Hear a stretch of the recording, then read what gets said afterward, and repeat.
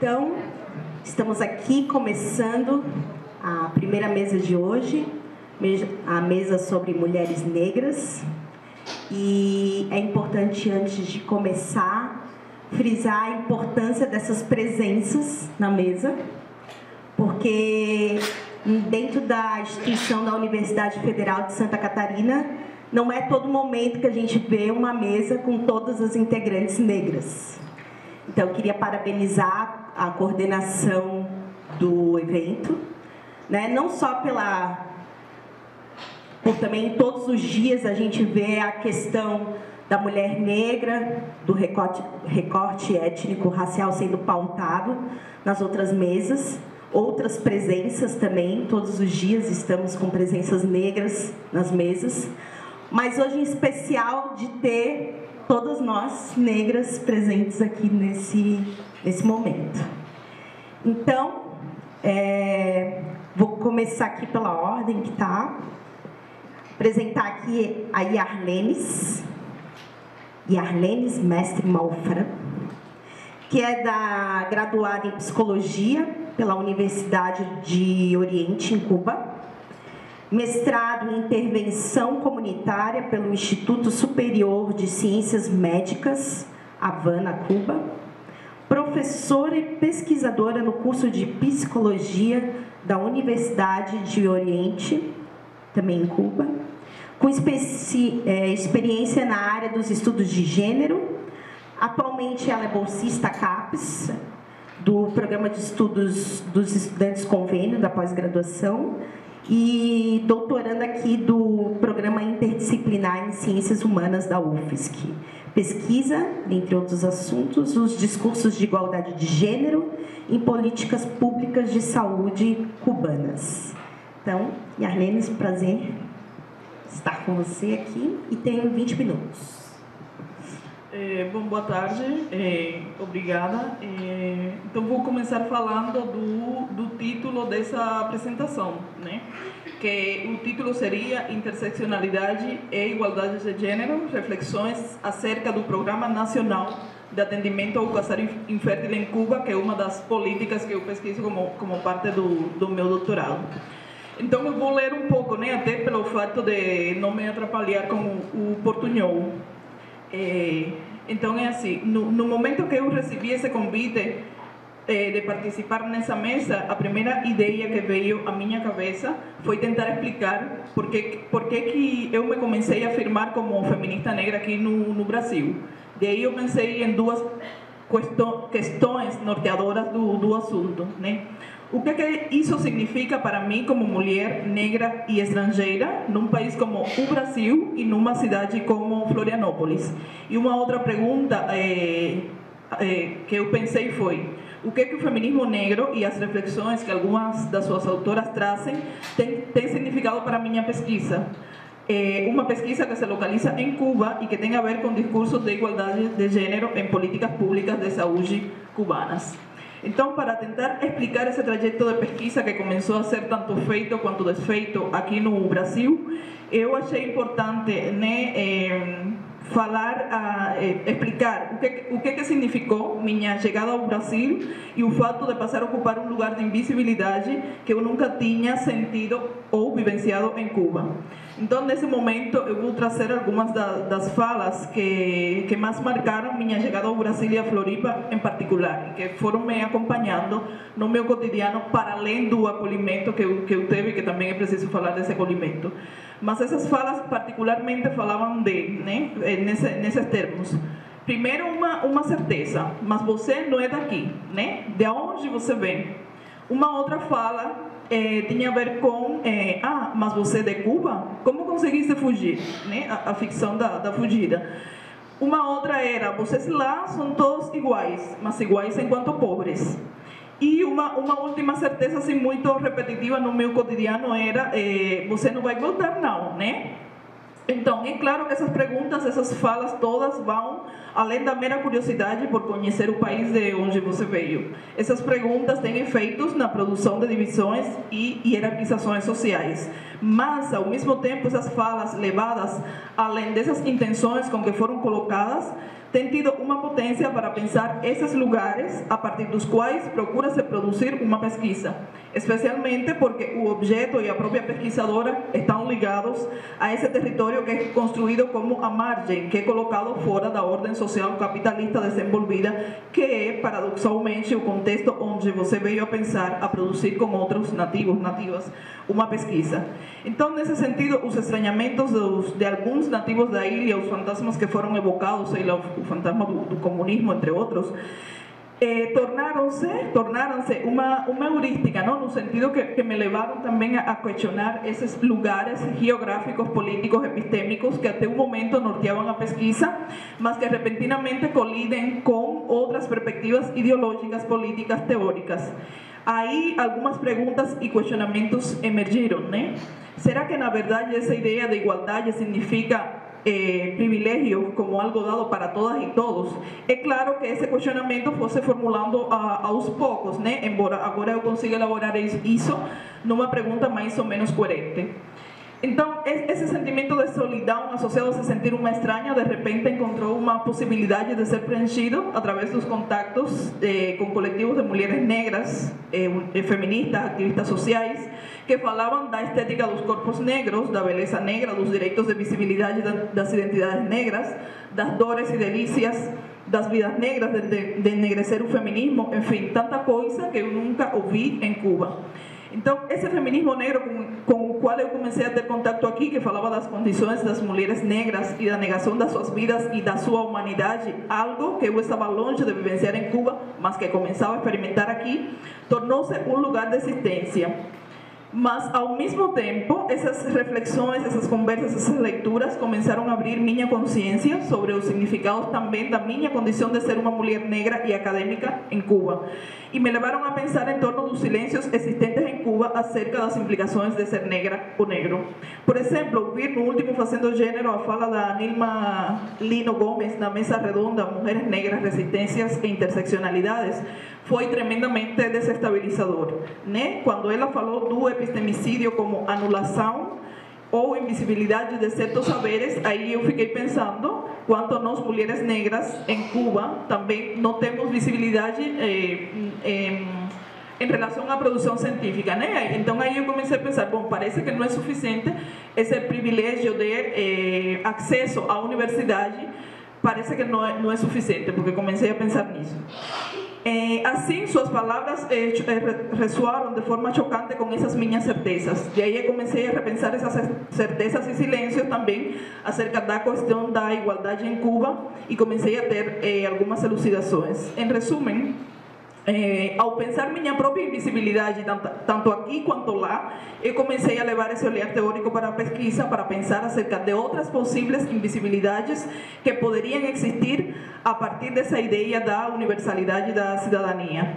Uma igualdade no plano das oportunidades ou antes no plano de uma forma diferenciada da cidadania? Foi a pergunta que eu comecei a pensar. A Dejamila Ribeiro fala numa entrevista do dia 19 de julho no YouTube, fala de que o feminismo negro não é apenas sobre mulheres negras. O feminismo negro denota o fato de mulheres negras estar pensando um projeto de sociedade, porque ele traz o entrecruzamento de privilégios e opressões e assim traz a possibilidade de pensar em múltiplas pessoas, né? Então, falando um pouco dessa sociedade que é Cuba e que é o contexto onde se inserta a minha pesquisa, e quanto esse contexto tem uma retórica muito marcante de igualdade, é preciso, por exemplo, falar que as narrativas que constroem a realidade cubana depois de 1959 salientam a ideia de igualdade como núcleo fundamental do discurso oficial do Estado socialista. No cerne da questão, a classe como relação fundamental da opressão que começou a ser erradicada.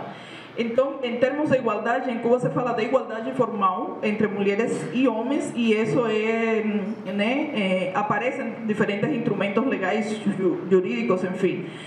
Na Constituição da República Cubana parece que o Estado garante que se le ofereçam às mulheres as mesmas oportunidades e possibilidades que aos homens, a fim de alcançar sua plena participação no desenvolvimento do país.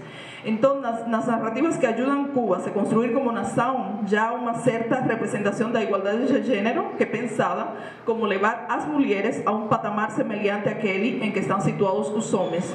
Paradoxalmente, com isso, o masculino fica referendado como um modelo, né? Na tentativa de reverter uma ordem hierárquica, se reificam as diferenças entre mulheres e homens. Não apenas se homogeneizam as identidades de gênero, mas também a própria desigualdade de gênero que as políticas intentam de fazer, padecem de um enfoque unitário na sua abordagem.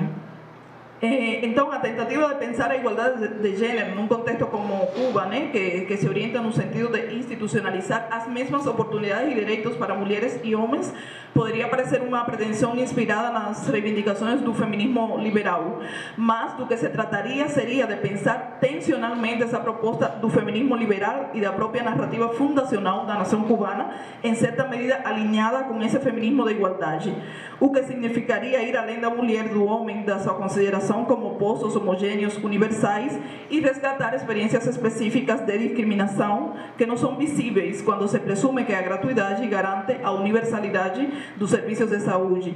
Essa equação é pauta central das agendas políticas cubanas, garantindo a igualdade das usuárias e usuários que acessam a serviços de saúde possibilitados pelas políticas públicas. Então, pensando como a interseccionalidade poderia tensionar essas ideias da igualdade de gênero, né, é preciso falar que nós partimos dos diferentes usos e aplicações da interseccionalidade, mas fundamentalmente das ideias que têm sido sistematizadas por a Kimberly Crenshaw.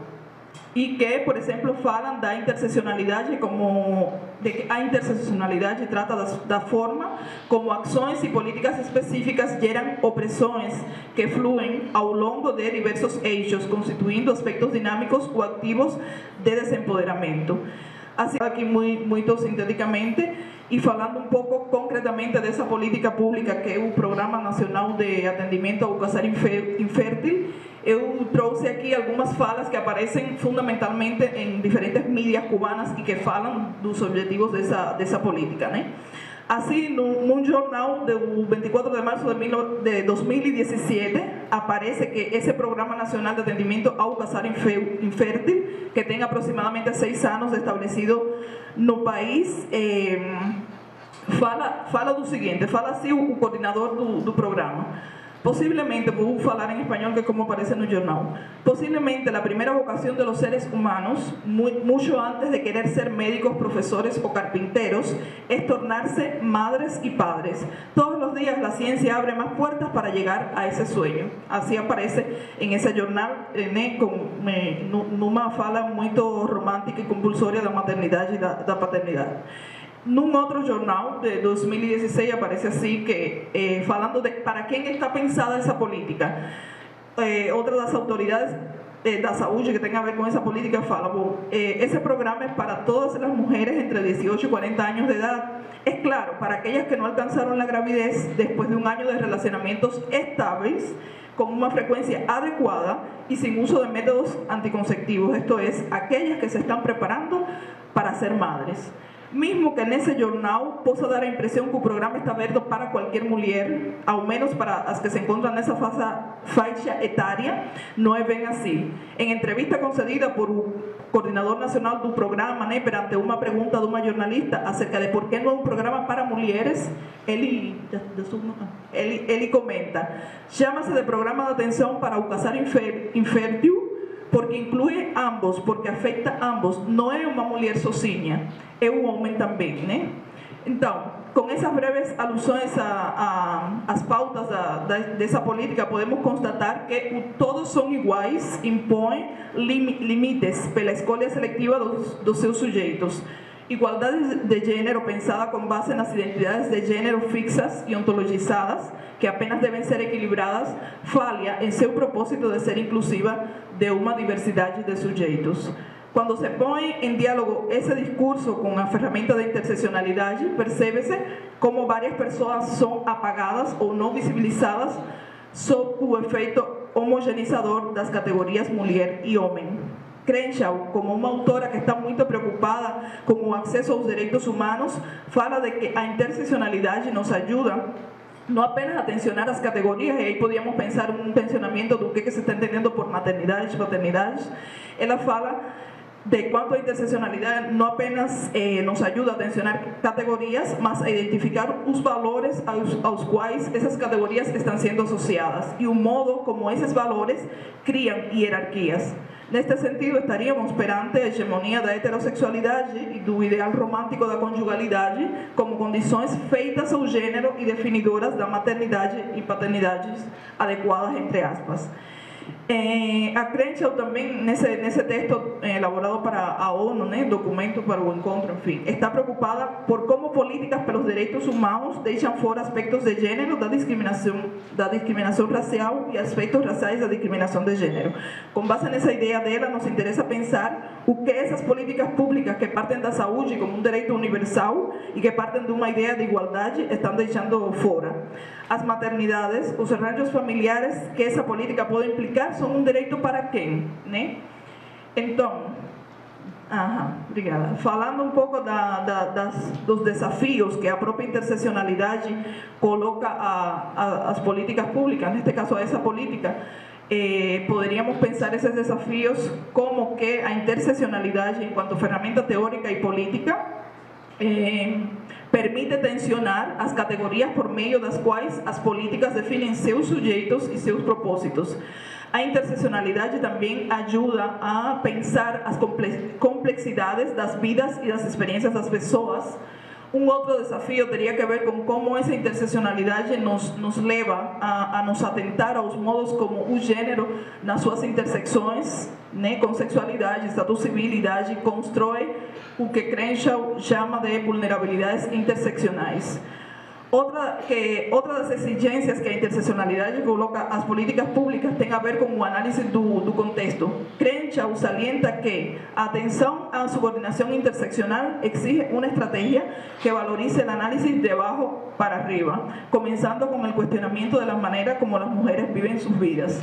Consequentemente, trazer para o centro do debate as narrativas das usuárias das políticas, pesquisar as experiências delas, parece ser um caminho.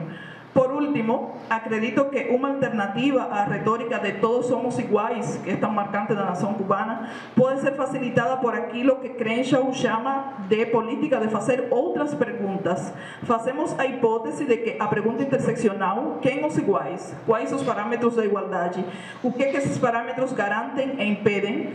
Essa pergunta interseccional permitirá interromper e contestar narrativas hegemônicas acerca da igualdade de gênero e fazê-la viajar além das identidades essencialistas de mulher e homem e adquirir novos e mais amplos significados. Obrigada.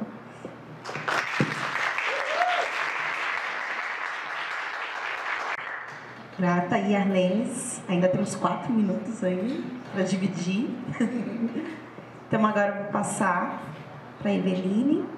Eveline é graduada em Comunicação Social, com habilitação em Publicidade e Propaganda, no Centro Universitário Franciscano, no Unifra, mestra em Ciências Sociais pela Universidade Federal de Santa Maria e doutora pelo Programa de Pós-Graduação Interdisciplinar em Ciências Humanas da UFSC, na linha de pesquisa Gênero e suas interrelações com geração, etnia e classe.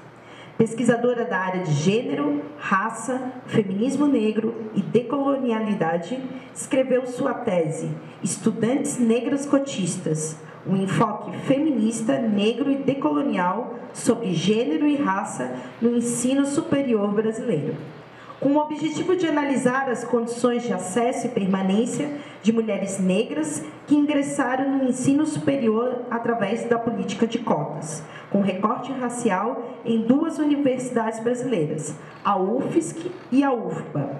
Durante o período de campo em Salvador, cursou disciplinas de teorias feministas e relações de gênero, raça e classe no programa de pós-graduação em estudos interdisciplinares sobre mulheres, gênero e feminismo, na Universidade Federal da Bahia. Além disso, foi tutora e orientadora de trabalhos de conclusão de curso na especialização em gênero e diversidade na escola, o GDE UFSC. Boa tarde a todas e todos. Eu queria agradecer a presença de todos aqui e, como a Alexandra já me apresentou e falou grande parte da parte inicial da minha apresentação, então vou focar. Só queria dizer que eu fui orientada pela professora Luzinete, aqui presente, e que então aqui eu vou apresentar alguns resultados da minha tese, mas eu vou focar na fala das minhas interlocutoras, deixando um pouco mais da questão teórica e metodológica, e daí quem tiver interesse pode procurar a tese. Pode passar. Eu começo então trazendo uma fala da Lélia Gonzalez, dizendo que o risco então que assumimos aqui é o ato de falar com todas as implicações. Exatamente porque temos sido falados, infantilizados, que neste trabalho assumimos nossa própria fala. Ou seja, o lixo vai falar e numa boa. Então, eu acho que o primeiro ponto a ser destacado aqui é que a pesquisa em questão ela é uma pesquisa ativista negra, em que ela é tanto acadêmica como militante, e eu acredito que sem nenhum prejuízo de nenhuma das partes, e porque eu acredito que a gente possa, sim, ser as duas coisas. Não precisa nem ser acadêmica e nem ser só militante. A gente consegue unir as duas coisas. Então, a pesquisa ela teve uma perspectiva interdisciplinar, feminista negra e decolonial. Porque ambas essas perspectivas, elas buscam justamente discutir essa pretensa imparcialidade e objetividade dessa ciência tradicional que a gente está tão acostumada, né? E elas dialogam muito bem entre si e dialogam muito bem com o meu objeto de pesquisa. Então, o objeto, como a Alexandra já falou, foi analisar as condições de acesso e permanência de mulheres negras que ingressaram no ensino superior através da política de cotas, com recorte racial, na UFSC e na UFBA, articulando o gênero, então, com as questões raciais e de classe. Foi feito, então, um estudo comparativo envolvendo mulheres negras dos cursos de Direito e Engenharia, ambos extremamente concorridos, contrapondo com as estudantes dos cursos de Serviço Social e Enfermagem, tratados, então, como cursos menos prestigiados, pela essa visão do senso comum, e ocupados basicamente por mulheres. Os dados apresentados eles foram coletados a partir de entrevistas semi-estruturadas e de observação não participante, porque eu, mesmo frequentando alguns dos espaços que essas estudantes frequentavam, a interação basicamente ocorreu nos momentos da entrevista. Durante o período de campo, então, foram realizadas 25 entrevistas, sendo 10 aqui na UFSC e 15 em Salvador. E o perfil das estudantes aqui da UFSC eram de mulheres basicamente da região sul, principalmente do Rio Grande do Sul e Santa Catarina. Mas mesmo assim, as que eram do Rio Grande do Sul antes já tinham migrado para Santa Catarina. E o que chama a atenção é que a grande maioria delas conseguia estar na universidade porque elas contavam com a ajuda financeira dos pais ou de alguém que representava esse papel para elas. Somente uma das entrevistadas tinha bolsa ou auxílio da universidade. As outras precisavam trabalhar ou precisavam da ajuda dos pais, enfim. E na UFBA, todas elas ou são de Salvador ou de cidades do interior. E a diferença é que as que eram de Salvador contavam com o auxílio dos pais, mas as que que eram do interior, todas elas dependiam desse auxílio oferecido pela universidade. Pode passar.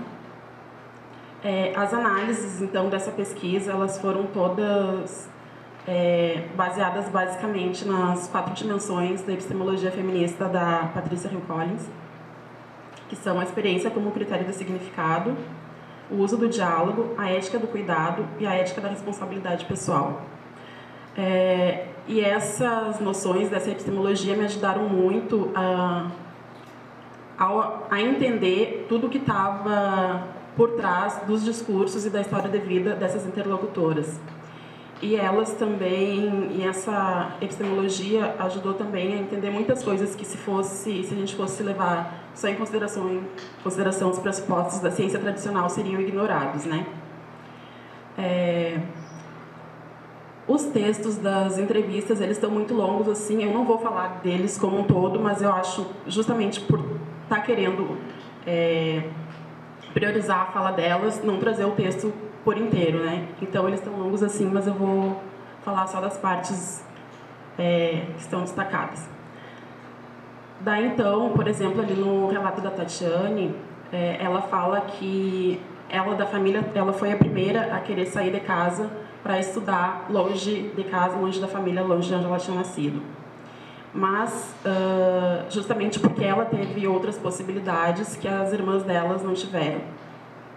Mas que, ao mesmo tempo, é um processo bem difícil, porque ela, dependendo exclusivamente dos auxílios da universidade, a situação é muito difícil e o dinheiro é contado. Ela, no caso, ela só tem o auxílio moradia, que na época eram R$630, e ela tinha que dar conta de todas as despesas dela em Salvador, que não é uma cidade barata para a gente morar, com esses R$630.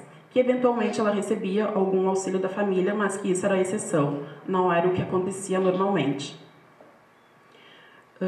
E a Joana, ela fala que os avós dela, eles eram analfabetos, tanto por parte de pai e mãe, mas que eles sempre fizeram um esforço muito grande para priorizar a educação dos filhos e que isso, os pais delas também priorizaram esse esforço para que ela e as irmãs tivessem uma educação de qualidade. Então, que ela fala que a mãe dela chegou a ter 3 empregos e que o pai teve 2 empregos para que eles conseguissem proporcionar uma boa educação para ela. E a gente percebe que esses relatos, eles não são pontos isolados, ele é muito recorrente na vida de todas essas estudantes. E uma questão que também já parece muito clara aí é a questão da raça, porque ela diz que a mãe dela sempre falou para ela que ela, enquanto uma mulher negra, ela tinha que se esforçar 2 ou até 3 vezes mais para ser melhor do que uma pessoa branca que estivesse nas mesmas condições que ela, né? Então, o quanto nós, mulheres negras, precisamos estar sempre reforçando o quanto a gente é boa e o quanto a gente pode estar frequentando aqueles mesmos ambientes. Esse próximo relato, então, da Carolina, ela conta que a mãe dela foi trabalhar como empregada doméstica aos 12 anos e o quanto ela, de uma certa forma, ela foi, dentre todos os filhos, escolhida para estudar. Que todos os esforços da mãe dela giraram em torno de que ela não precisasse trabalhar, que ela pudesse estudar e que ela conseguisse acessar o ensino superior. Quando a gente fala especificamente da questão da mulher negra na universidade, desde que o debate foi iniciado em 1978, a gente consegue perceber alguns avanços. A gente consegue perceber uma presença maior de mulheres nesse ambiente e que isso se deve muito ao feminismo. Contudo, apesar dessa abertura na universidade, essa abertura ela não se dá por igual em todos os cursos. Por exemplo, quando eu perguntei para elas se elas tinham uma visão do curso delas como predominantemente masculino ou feminino, basicamente nas respostas deu para perceber que se fosse engenharia ou direito, ele era um curso masculino. E que mesmo que tivesse presença de mulheres, era só a presença mesmo, porque na questão de representatividade, na questão de voz, enfim, esses cursos ainda são muito masculinos e brancos. Já no serviço social e na enfermagem, a situação é um pouco diferente, principalmente no serviço social, em que a grande maioria são mulheres, e daí sim a gente consegue ver uma boa parcela também de mulheres negras. Mas a questão é de que, nesses estudos, normalmente, quando a gente vai estudar gênero e ciência, a variável raça ela não é levada em consideração. Então, se sabe que tem muitas mulheres, mas não se sabe ao certo onde estão e quantas são as mulheres negras nesses cursos. E isso nos leva a um outro ponto, que seria o lugar que é atribuído às mulheres negras. E que então a gente traz novamente Lélia Gonzalez, que diz que as 3 representações das mulheres. A doméstica seria aquela mucama permitida, né? A do lar, a que fica em casa, que presta os trabalhos para uma mulher branca, e a mulata seria aquela mulata tipo exportação, a mulata do carnaval, em que ela só tem lugar nesse nesse espaço determinado e nesse período determinado, e que também levam muito em consideração a questão do corpo, né? Essa mulher símbolo sexual, desejável, enfim.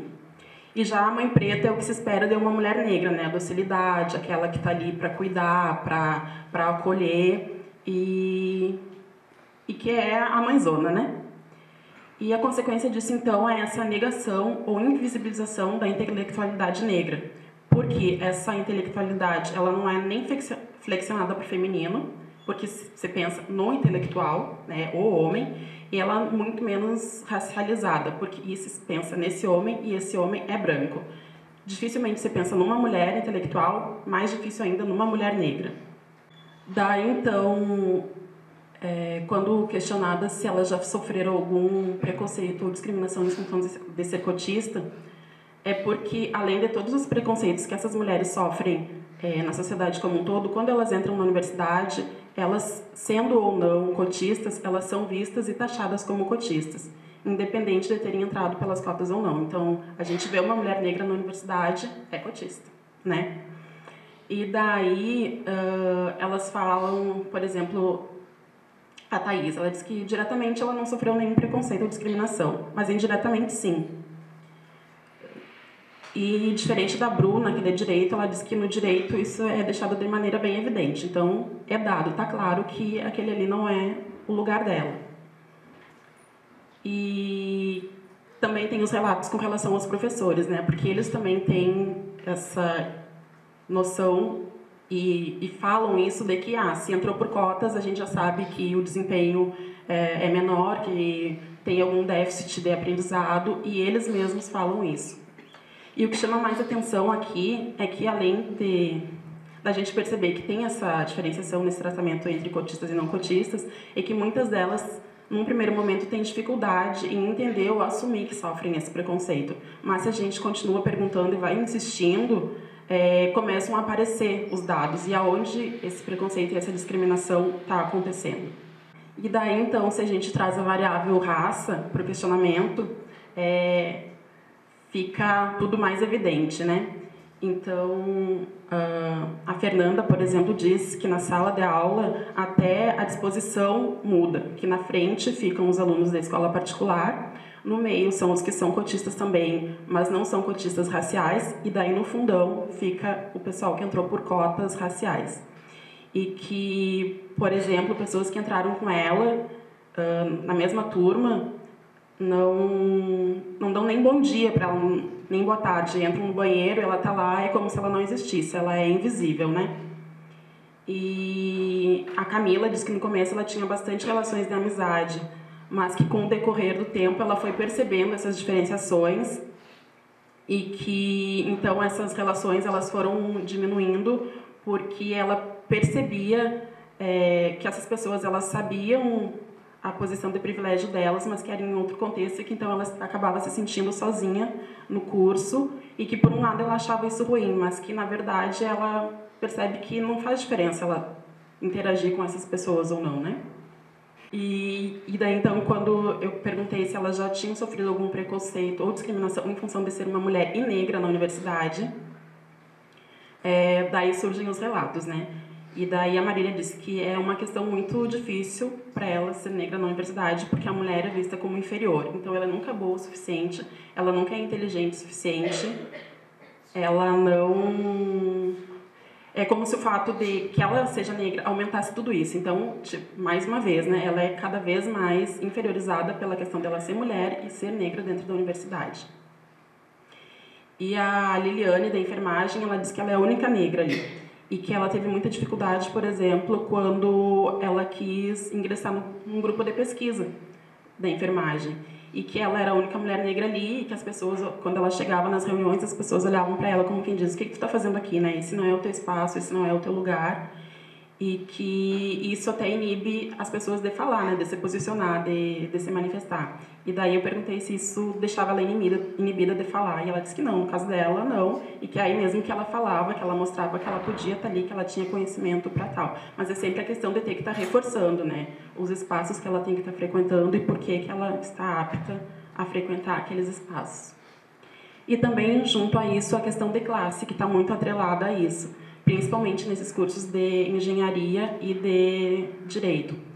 E daí a Júlia, que ela é estudante de engenharia elétrica, ela fala que existe um recorte de classe lá que está instaurado e que mesmo tendo 50% de cotas, ela não consegue se enxergar nas turmas. Ela passa pelas turmas, ela vai procurando essas estudantes negras e ela não consegue se ver. E também a questão da competitividade, porque os outros alunos, os alunos brancos, não fazem a mínima questão de serem o mínimo possível receptivos a essas estudantes. Daí ela relata um caso aqui de que ela precisava de uma ajuda para aprender determinada função de uma calculadora e ela foi pedir ajuda para um colega branco e ele perguntou quanto é que ela ia pagar para que ele ensinasse ela a mexer naquela função, porque ele não ia ensinar para ela de graça uma coisa que ele aprendeu. Que daí ela fala que então, naquele momento ela viu que ali ela estava sozinha, que era ela por ela mesma e não tinha com quem contar. E esse é um relato da Vitória que eu gosto muito de falar, porque ele exemplifica tudo isso que a gente vem discutindo até agora. Ela é estudante de engenharia sanitária e ambiental e ela já começa dizendo que ela odeia estudar na UFSC. E daí, durante o texto, ela vai relatando tudo o que acontece com ela e tudo o que ela enfrenta nesse curso tão masculino e tão racista. Então, ela fala que ela é uma mulher negra, de baixa renda, esquerdista, feminista e bissexual, ela cursando essa engenharia integral em um dos centros mais elitistas e preconceituosos da Federal, tendo que trabalhar muitas horas por dia, ela sofre muito com isso. Ela sofre com o racismo institucional, ela sofre com a comparação de que ela é sempre comparada com um homem branco, e que os professores também julgam ela incapaz, de que se ela porventura precisa fazer uma prova de recuperação, eles dizem que tu até pode fazer, mas tu não vai conseguir a nota da mesma forma, e que ela não consegue cursar as disciplinas integralmente porque ela precisa trabalhar, e que então as pessoas questionam como é que ela, fazendo menos disciplinas que todo mundo, ela não consegue ter o aproveitamento necessário. Que ela também não tem possibilidade de fazer um curso de inglês, e que também é outro motivo de espanto, porque, nossa, como é que tu não sabe fazer inglês? Todo mundo já fala 2, 3 línguas, já fez intercâmbio, já viajou. E que o quanto isso é muito difícil, muito pesado para ela. Mas que, apesar de tudo isso, cada semestre é uma luta diferente, mas ela consegue chegar até o final do semestre. Nesse momento específico, ela disse que ela conseguiu 50% de aproveitamento, mas que ela estava exausta, que ela estava cansada, mas que ela sabia que no próximo semestre a luta ia ser a mesma, que todos os problemas estariam lá da mesma forma. Apesar disso, desses relatos que a gente mostra e que tem que ser discutidos, tem que ser mostrados, elas não veem só aspectos negativos nessa experiência, né? Então, quando eu perguntei quais eram os aspectos positivos, elas citam a inclusão nesse espaço universitário, ela cita o fato de olhar a realidade de uma maneira diferente, o quanto estar nesse ambiente facilitou com que elas tivessem uma visão mais ampla e mais crítica a respeito das coisas que acontecem na sociedade. E a questão de brigar de igual para igual, saber que ela vai poder cursar uma universidade e que ela não vai precisar seguir aquela trajetória que até então eram das mulheres negras e das mulheres negras das famílias delas, né, que era trabalhar como doméstica, que daí era constituir uma família, e daí aquele mesmo ciclo que se repete de geração em geração. E que a partir daquele momento elas conseguiam quebrar esse ciclo e, consequentemente, propiciar que mais pessoas, mais mulheres conseguissem ocupar esses ambientes. E daí tem 2 relatos muito interessantes de 2 dessas meninas que falam que, primeiro, muitas delas, quando eu questionei se elas pretendiam seguir a carreira acadêmica, elas diziam que não, porque se na graduação já era muito difícil, imagina na pós-graduação. Mas 2 delas têm interesse em continuar e conseguiram passar, inclusive, na seleção do mestrado. Daí a Rafaela, que é uma mulher negra, acadêmica e também trabalha com a música, ela diz que ela sempre pensou que a universidade não era um espaço que ela conseguisse frequentar, que ela pudesse frequentar, e que a música se mostrava como um caminho mais fácil e mais acessível para ela. Mas a partir do momento que ela entrou no curso de serviço social, ela viu que ela podia ocupar os 2 espaços. E daí ela faz esse relato dizendo que ela estava muito feliz, porque naquele momento ela tinha recebido um convite para apresentar um trabalho de iniciação científica em um evento. E ela agradece muito o papel que a orientadora dela teve nesse processo, que é uma professora negra, e que o quanto é importante ter contato com essas professoras, com professoras que estão preocupadas com a situação dessas mulheres na universidade, e o quanto isso incentiva ela e faz ela entender que ela pode sim estar nesse espaço e pode sim trabalhar com a música, mas ela também pode ser uma mulher acadêmica e estar frequentando a universidade. E a Camila, já está acabando, ela passou na seleção para o mestrado em serviço social, e que ela fala que ela sempre teve vontade de seguir a carreira docente, mas que ela também achava que aquilo parecia algo muito distante, que era um sonho que ela não ia conseguir atingir, mas que ela estava trabalhando isso nela mesma, esse medo que ela tinha de enfrentar essa situação, e que então ela resolveu participar da seleção, e que, como a gente sabe, não é uma seleção fácil, né? São muitos processos, são muitas coisas, muitos empecilhos, mas que ela foi e que ela passou. E um aspecto importante que ela traz aqui é que não é uma conquista individual, é uma conquista coletiva. E que nós, mulheres negras, sabemos muito bem que as nossas conquistas não são individuais, elas são sempre coletivas, e que tem muita gente, principalmente por trás disso tudo, dando o apoio para que a gente consiga ir avançando e atingindo esses objetivos. E quando eu perguntei quais eram as diferenças que elas percebiam na trajetória dos familiares e a delas, a Rafaela fala que é até complicado falar em privilégio, vindo de uma mulher preta, mas que ela se sente privilegiada, porque quando ela para pensar na trajetória dela e da família dela, ela vê que ela é a primeira que conseguiu estar na universidade, e o quanto, por exemplo, a tia dela, que é uma figura muito presente, muito marcante na vida dela, trabalhou a vida inteira como empregada doméstica, e hoje, já com uma certa idade, ela não conseguiu adquirir nada, ela não conseguiu juntar nada, né? E que então ela é essa possibilidade dessa mudança e para quem vem depois dela. E a Tatiane fala que é um salto, um avanço enorme, porque a mãe dela sempre fala que ela não teve as mesmas oportunidades que ela está tendo agora,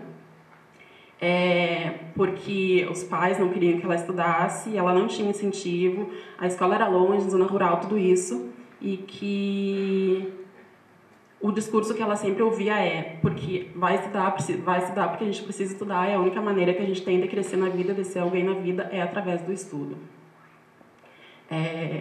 E aqui nas considerações finais, eu deixei em branco e não trago nenhuma consideração da tese nem nada, justamente porque eu queria que vocês pensassem em todos esses dados que eu trouxe até aqui, e eu tenho certeza que as mulheres negras que estão aqui me ouvindo, elas entendem, e a grande maioria delas passou por muitas coisas dessas que estão aqui relatadas, né?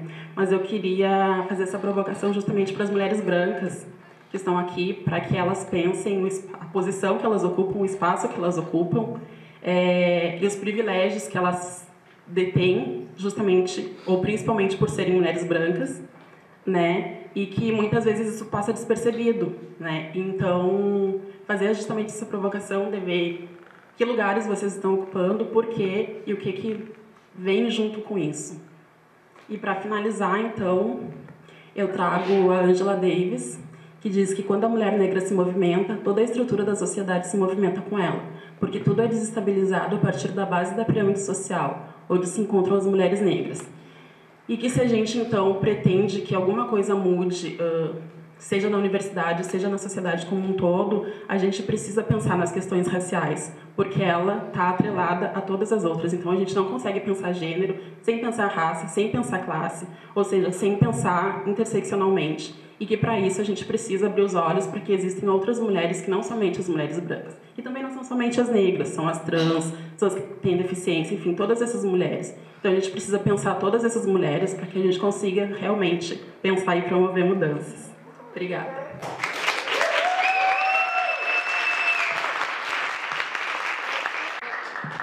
Grata, Eveline, pelas palavras e reflexões. Espero que as cabeças estejam pensando nesse momento. Então, eu queria agora apresentar a Marisângela Lins de Almeida, doutoranda pelo Programa de Pós-Graduação em História da Universidade Federal de Santa Catarina, com pesquisa referente às comunidades tradicionais faxinalenses, em geral, e a respeito de mulheres, processos identitários, relações de trabalho, quintais e sementes crioulas, em particular.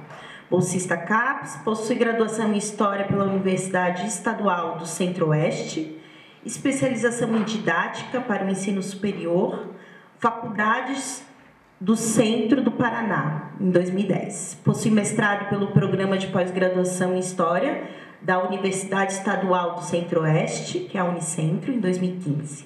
E pesquisa temas como gênero, campesinato, trabalhadoras rurais, fotografia, faxinais, processos identitários, racismo, sexismo e suas intersecções. Boa tarde a todas e todos. O que eu vou apresentar aqui hoje não diz respeito à minha pesquisa de doutorado, já que a minha pesquisa de doutorado diz respeito às mulheres faxinalenses. Então, estou tentando trabalhar essas mulheres faxinalenses. Os faxinais, para quem não conhece, é um tipo de comunidade tradicional, né? E eu estou tentando pensar essas comunidades faxinalenses, essas mulheres, a partir do recorte de raça. Mas o que eu vou tratar aqui hoje não diz respeito à minha pesquisa de doutorado, e sim aquilo que a Conceição Evaristo chamava de escrevivências, né? Que são escritos a partir da nossa subjetividade, da minha condição de mulher negra, periférica, certo? Dentro da academia. Então, me identifiquei muito com o que a colega comentou sobre a sua pesquisa aqui. E o meu ponto de partida diz respeito ao estereótipo da mulher negra, né? Porque eu, por exemplo, estou há menos de 2 meses, de 6 meses, aliás, morando em Florianópolis, e por 2 vezes eu já fui indagada no bairro onde eu moro, se eu era empregada doméstica, se eu estava procurando trabalho na rua ou trabalhava na casa de alguém da rua. Então, a partir daí eu comecei a pensar e a refletir sobre os lugares e os não lugares que as mulheres negras estão autorizadas a ocupar, certo? Então, e um outro ponto é essa questão das autorias negras, né? Posso perguntar para vocês quantas mulheres negras vocês leram durante a graduação, a pós-graduação, o mestrado ou algo assim? Acredito que sejam poucas, né? Eu mesma comecei a ter contato com as escritas negras muito recentemente, e aí eu vou trabalhar com algumas dessas intelectuais negras que eu selecionei aqui: a própria Conceição Evaristo, a Sueli Carneiro, Bell Hooks, a Lélia Gonzalez, Patrícia Hill Collins, que são intelectuais negras brasileiras e algumas norte-americanas, que vão tratar sobre essa questão dos estereótipos, né, da mulher negra. E geralmente, no Brasil, principalmente, esse estereótipo da mulher negra está bem muito relacionado, como a colega comentou, a questão da empregada doméstica ou a mulata tipo exportação, né? E esses estereótipos, então, vão definir uma representação da mulher negra bastante distante do trabalho intelectual, certo? Então, a minha proposta é pensar as mulheres negras e essa intelectualidade, e como essas mulheres negras, escritoras, intelectuais, transgrediram fronteiras para estar na academia, para escrever sobre determinados assuntos e até para desconstruir determinadas epistemologias, inclusive dentro do feminismo, certo? Então, a minha ideia nessa fala é problematizar, né, sobre esse lugar naturalizado das mulheres negras, né, e como essas mulheres transgridem espaços, né? Porque estar na academia, escrever, teorizar sobre esse assunto é um ato de transgressão, porque historicamente esse espaço foi desenhado para principalmente homens brancos e mulheres brancas no segundo momento, e nós somos as transgressoras, como a própria Lélia Gonzalez dizia, né, as criadoras de casos dentro da universidade. E um outro ponto também é que, segundo o Censo de Educação Superior, as mulheres negras são menos de 3% entre as docentes da pós-graduação. E é um número bastante pequeno, então, e que mostra que as mulheres negras estão tendo obstáculos para se chegar ao doutorado e à pós-graduação, consequentemente. E aí também pensar um pouquinho sobre essa invisibilidade, porque não é que nós não temos intelectuais negras, nós temos, mas e muitas vezes essas intelectuais são invisibilizadas, os seus escritos são invisibilizados.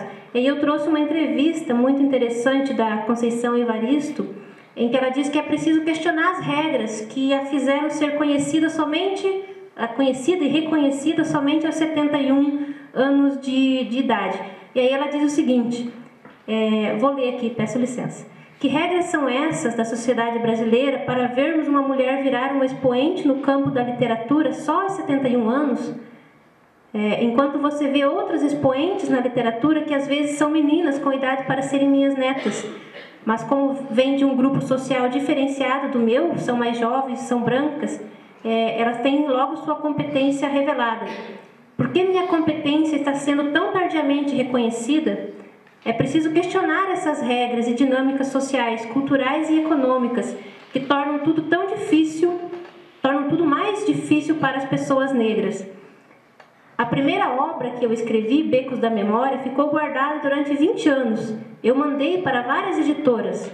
O texto literário, no caso da autoria negra, carrega nossa subjetividade na própria narrativa. A temática negra, principalmente quando trabalha com a identidade negra, não é muito bem aceita. Quando a temática negra trata do folclore ou não é tão reivindicativa, aí interessa. Mas quando questiona as próprias relações raciais no Brasil, é quase um tema interdito, principalmente se isso é colocado pela própria autoria negra.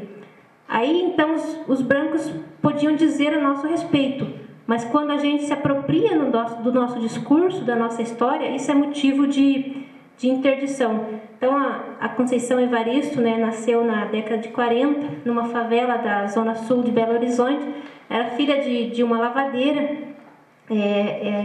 que assim como Carolina Maria de Jesus, mantinha diário sobre o seu cotidiano, onde ela anotava essas questões do cotidiano.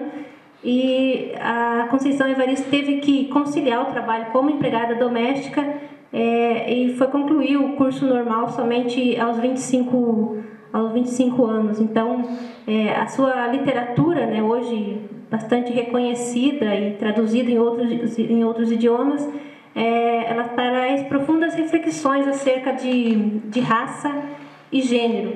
E uma das questões que a Conceição Evaristo traz é o questionamento sobre a validade científica das escritas e pesquisas que carregam essas subjetividades de gênero e de raça, porque no meio acadêmico é como se essas pesquisas que trazem essa subjetividade, elas tivessem menos validade ou sofrem questionamentos, inclusive, de validação ou não. O fato é que, a partir disso, a partir da Conceição Evaristo, é possível que nós percebamos que as mulheres negras, por si só, enfrentam interdições por questões de gênero.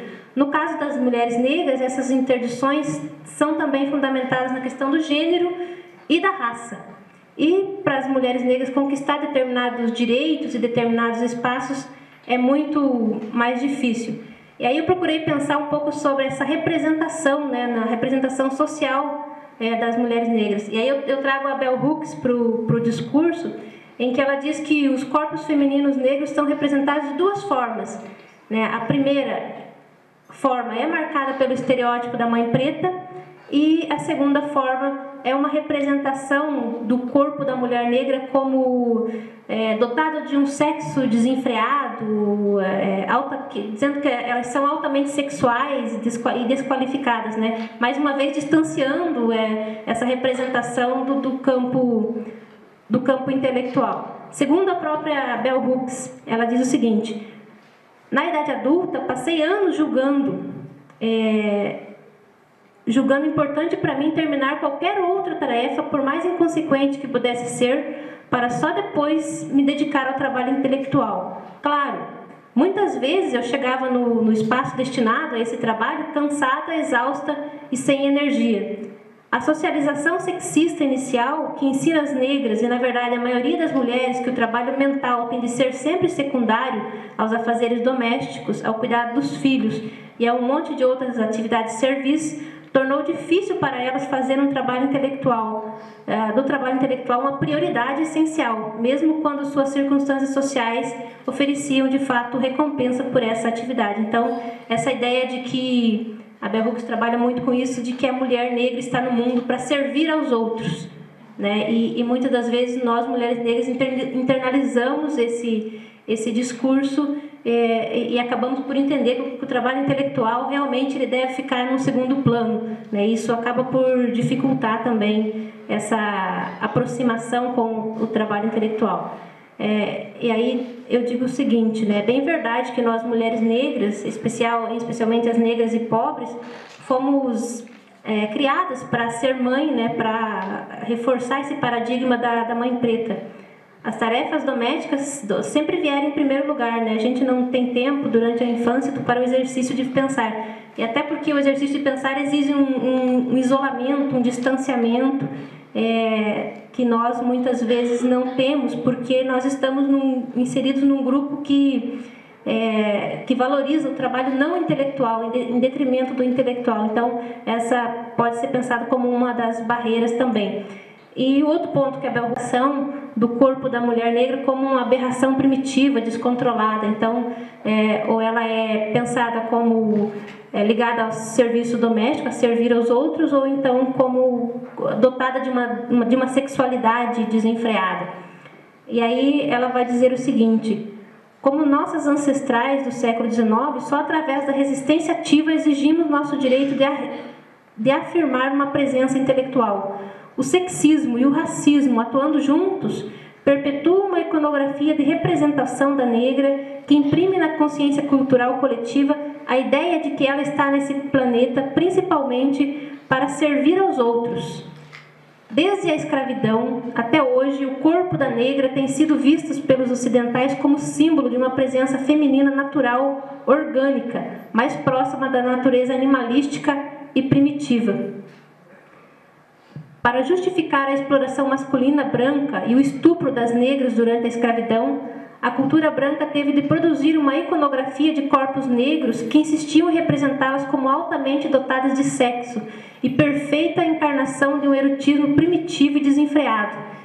Essas representações incutiram na consciência de todos a ideia de que as negras eram só corpo, sem mente, né? Aí está uma violência simbólica, mas que permeia realmente o tecido social, a ideia de que a negra está nesse mundo para servir aos outros e que somos pensadas, infelizmente, como um corpo sem mente, dotadas de uma falta de inteligência ou de não intelectualidade. No Brasil, né, a transgressão das mulheres negras intelectuais principia já pela transposição de lugares pré-estabelecidos socialmente, tanto o campo universitário, né, que é o que eu estou enfatizando aqui, e que vai ser o cerne, né, da invisibilidade, da intelectualidade das mulheres brasileiras. E aí essa questão da combinação do racismo e do sexismo, né, vão perpetuar violências silenciosas, outras vezes não tão silenciosas, que vão agir historicamente para desenhar o campo intelectual como um não lugar para as mulheres negras. Aí eu trago Lélia Gonzalez para a discussão, em que ela fala que no Brasil há um imaginário social, né, que vai associar a nós, mulheres negras, a mulata, doméstica e mãe preta, como a nossa colega ali comentou, certo? Então, e além disso, né, estereótipos que vão nos associar à questão da indolência, da malandragem, e também da incapacidade intelectual, né? Aí, seguindo, a Lélia Gonzalez também traz a ideia da mulata, né? O termo por si só é extremamente ofensivo, né, para nós, mulheres negras, em que ela diz que a mulata e a doméstica são faces do mesmo sujeito. A diferença é o momento que vai aparecer. Então, a mulata e a doméstica são a mesma pessoa, digamos assim, mas a nomeação vai depender da condição específica.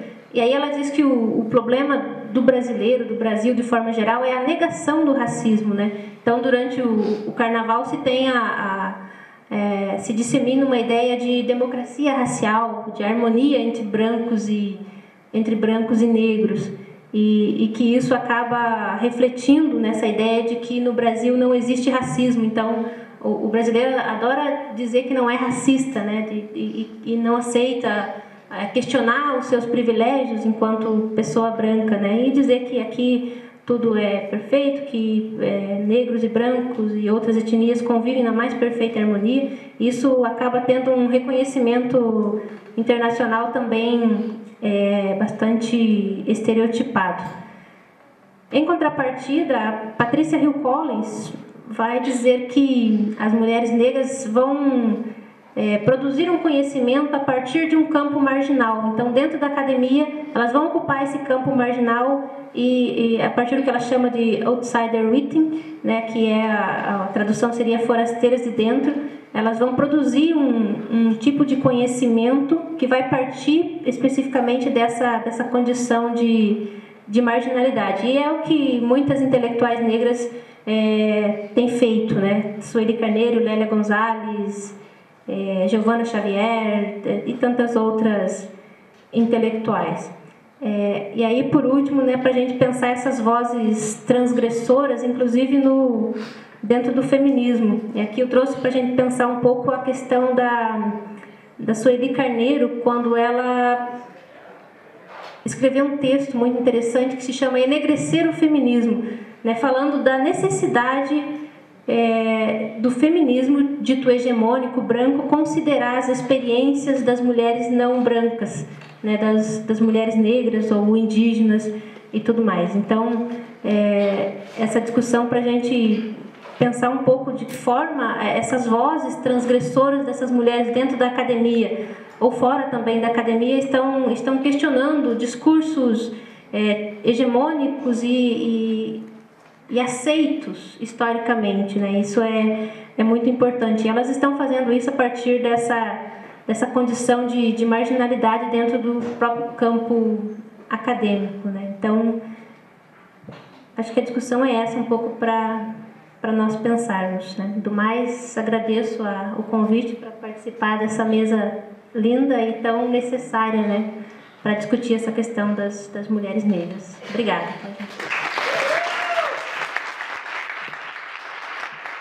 Obrigada a todas.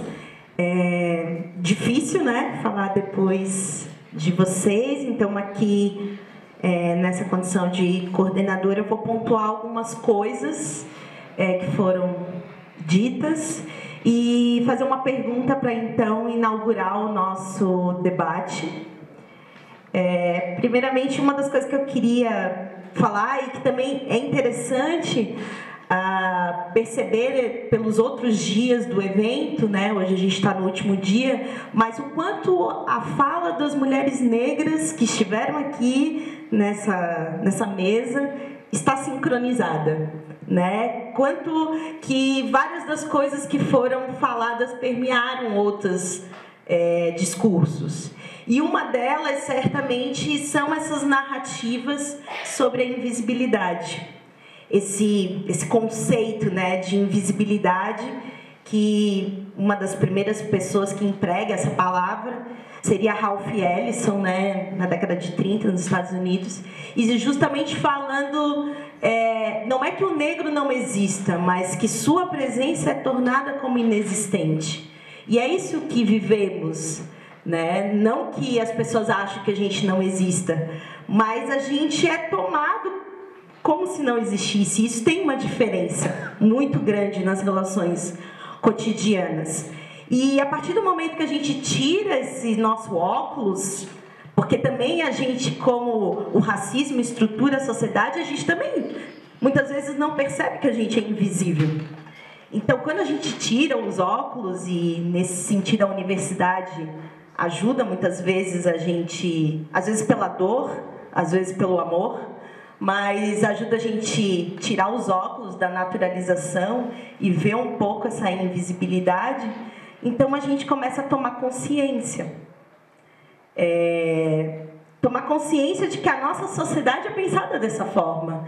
Por isso os não lugares, né? Por isso que a nossa presença não é atrelada a lugares de poder, Né? Por isso que a nossa presença, por exemplo, não é pensada nesse cenário que estamos agora ocupando, né? E sim de outras pessoas coordenando e outras pessoas proferindo palavras, né?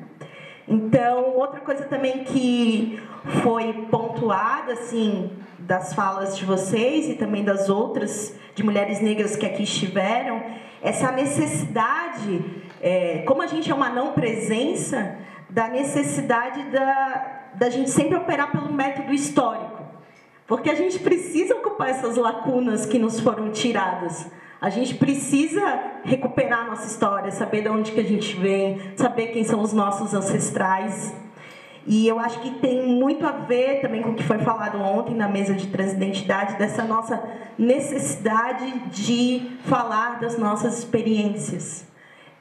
Porque hoje em dia a professora Ildete esteve aqui no primeiro semestre, falou bastante dos indicadores, que os indicadores são a forma com que a gente arranja os números e revela determinada realidade, mas os números muitas vezes não conseguem afetar e mostrar aquilo que se revela enquanto dor nas nossas experiências cotidianas. As porcentagens, os porcentos não dão conta das nossas dores cotidianas. Então é preciso falar das nossas experiências o tempo inteiro para afetar, né? Lógico, a nossa presença já afeta, mas quando a gente fala também das nossas experiências com o outro, a gente sensibiliza e acredita que possa ter alguma transformação de consciência. Então, tem muito esse lado também do que foi falado aqui, da opção do diálogo, né, com autoras negras, e ao longo dos 3 dias, essas autoras negras apareceram muito em vários discursos, né? Inclusive, a Kimberly Crenshaw vai estar semana que vem na Bahia, acho que provavelmente vai estar a transmissão da palestra. Mas como essas autoras circulam, a Ângela, inclusive, falou a Lélia Gonzalez como essa costura entre gerações. E eu acho que essa opção de diálogo com autoras negras é uma estratégia discursiva nossa, né? De dar essa visibilidade, além de pensar sobre a temática, assim como foi colocado pela Ângela a questão do negrito. E aí, também lembrar, né, da própria Bell Hooks, que se escreve em minúsculo, e se escreve em minúsculo por uma opção transgressora também, porque Bell Hooks não é o nome dela quando nasceu, mas é um processo dominativo que ela escolheu, e escolheu sempre grafar em minúsculo, porque o mais importante é o que ela fala, não o nome dela. Então, acho que é bem importante a gente registrar, né? E uma das coisas que ficou bem forte da fala da Eveline, para mim, essa frase que a gente sempre ouve, né, principalmente mulheres negras, mas estude para ser alguém na vida. E aí, depois que a gente chega no doutorado, a gente percebe que daí a gente está muito qualificada para a sociedade. Então, a gente não está... quando a gente está lá na graduação, a gente tem que estudar para ser alguém na vida, para ser diferente. Só que daí também é o outro, né, que eu acho a necessidade de novas pesquisas dos egressos, né? Como essas pessoas estão se inserindo no mercado de trabalho, porque nos colocam asas em determinados momentos, né? Com umas coisas boas que tu trouxe, essa coisa de ampliar o campo, acreditar que é possível. Mas e depois? E depois que acaba o doutorado, que tu tem um canudo e que tu não consegue nem pegar um emprego no restaurante, porque tu é muito qualificada, tu vai sair semana que vem, com certeza. Mas tu também não consegue passar na universidade. Então, é um outro fato também. E aí, para abrir o debate, a gente falou muito aqui da questão das dores que estão aglutinadas com a nossa experiência e com essas representações que se tem das mulheres negras. E um dos temas bastante de marchas e manifestos, principalmente o que ocorreu agora no dia 25 de julho em São Paulo, é a questão do bem viver. E eu tenho observado também nas minhas pesquisas o quanto as mulheres negras têm adoecido na militância.